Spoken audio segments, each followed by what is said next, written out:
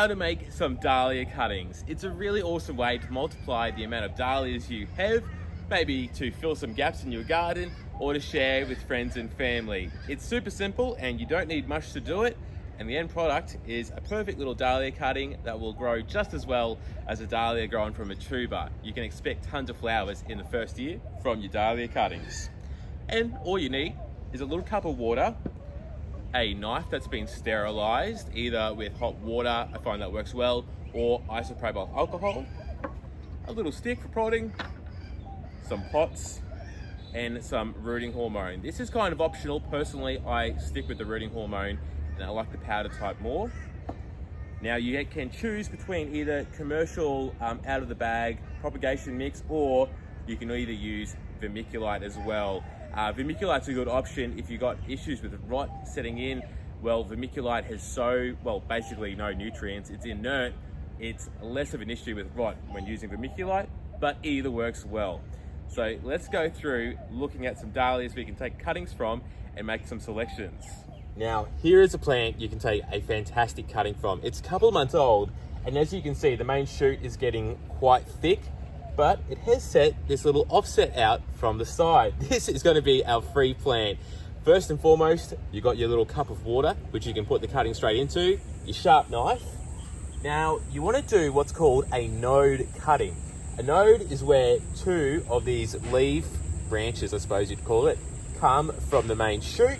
You want to cut just below that, like that. You then cut off the little sides,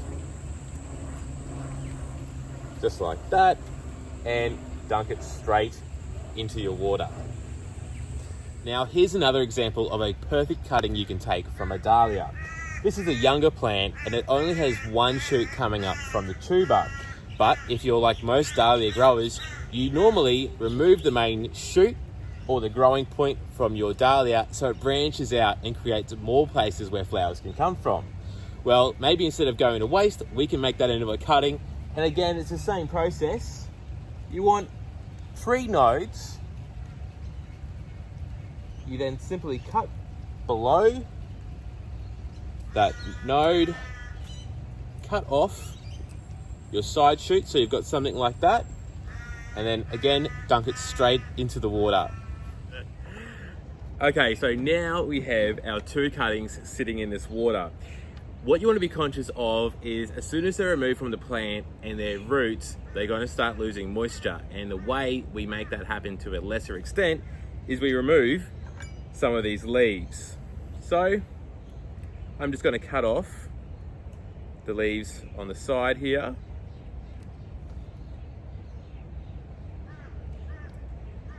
And then into the rooting hormone we go. I've got this pot filled with vermiculite and this one with seed raising mix. Maybe we can do a little bit of a comparison, but you just make a little divot, place your shoot in, and there you have it, 1 dahlia cutting. Now let's do the next one. Again, we're going to remove some of these leaves. Just the biggest ones I find works quite well. It is a bit of a case of experimenting and you really have nothing to lose. Again, onto that hormone and then our divot. There we go. Now, I don't water my plants at this stage because what are we watering? There's no roots. But what you do want to do is keep the humidity up. And so let's go to that next step. So now that our cuttings are in their soil, we need to look after them for around 2 to 3 weeks before they develop roots. How you do that is with a little humidity chamber.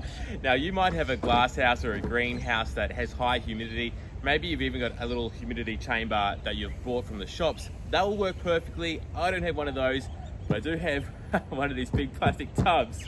What you want to do is maybe mix your cuttings morning and night, and then put your humidity chamber over them and put them somewhere that's going to get bright indirect light. You don't want them somewhere too sunny because they don't have the roots to support all of that sunlight hitting them.